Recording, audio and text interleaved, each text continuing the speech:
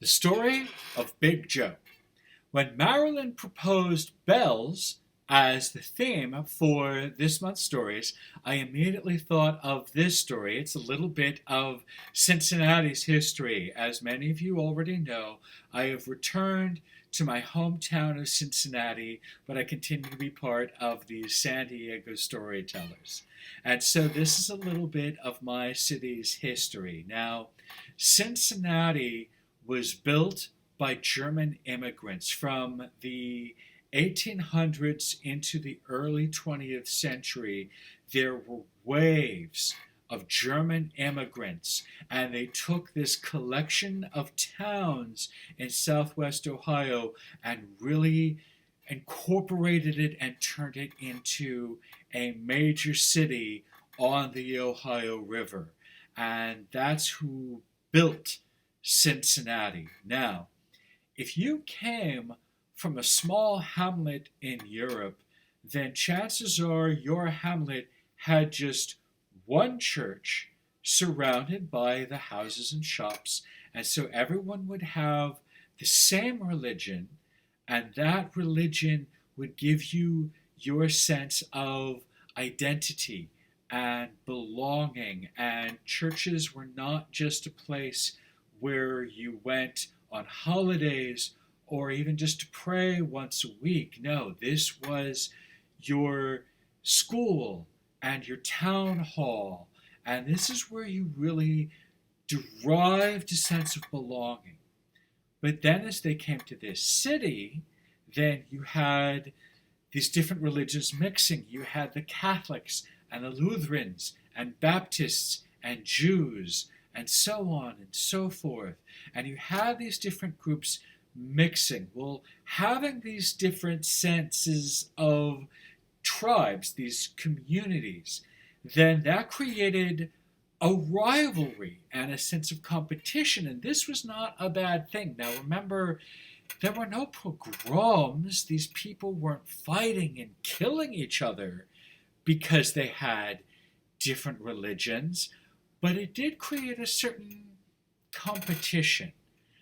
And it was a healthy competition because these different masons and carpenters and stained glass and fundraisers and these different people, they would really bring it. They would bring their industry and their creative energy into building these beautiful stone and brick buildings that were built to last hundreds of years.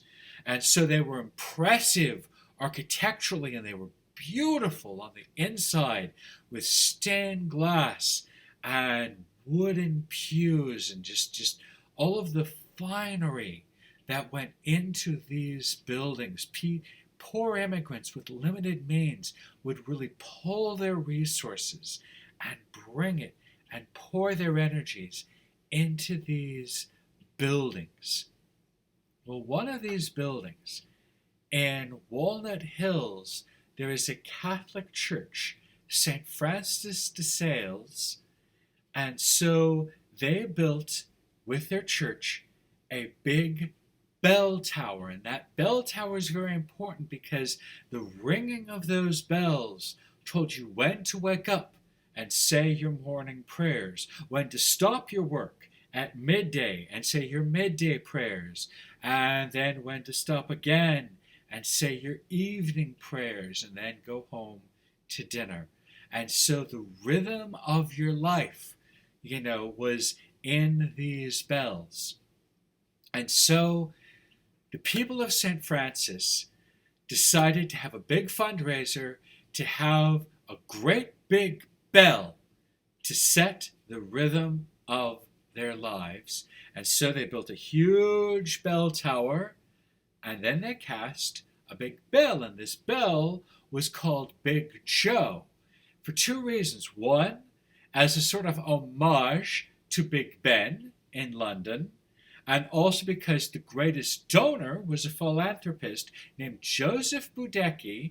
He gave the most money for this bell, and so it was named for him Big Joe. Now, when I say big, this bronze bell was 7 feet tall. 9 feet in diameter and weighed 37,000 pounds. The clapper alone weighed 640 pounds. It was cast in October of 1895, and in January of 1896 it was finished. And so there was a great parade with the city elders and the city fathers, and there was music and fanfare as a team of 12 horses pulled the cart that brought Big Joe to this church. And so it was fastened to ropes, and it was hoisted up, up, up to the top of this tower. And once it was secured, the ropes were pulled, and this bell rang out, this great E-flat sound that could be heard, they say, for 15 miles. Gong!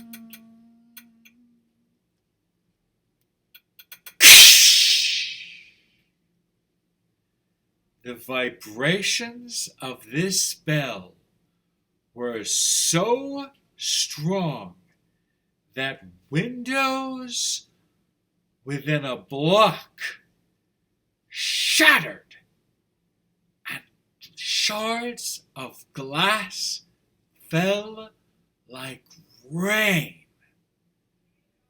Thank God, no serious injuries were reported. But this bell rang once, and they took out the clapper and they replaced it with a hammer, so the bell could still be rung, the bell could still be heard, just not quite so loudly, not quite so far. The moral of this story is that our faith communities can definitely provide us with that sense of identity and that sense of belonging. But really, do we have to be so loud about it? That is the story of Big Joe. Thank you.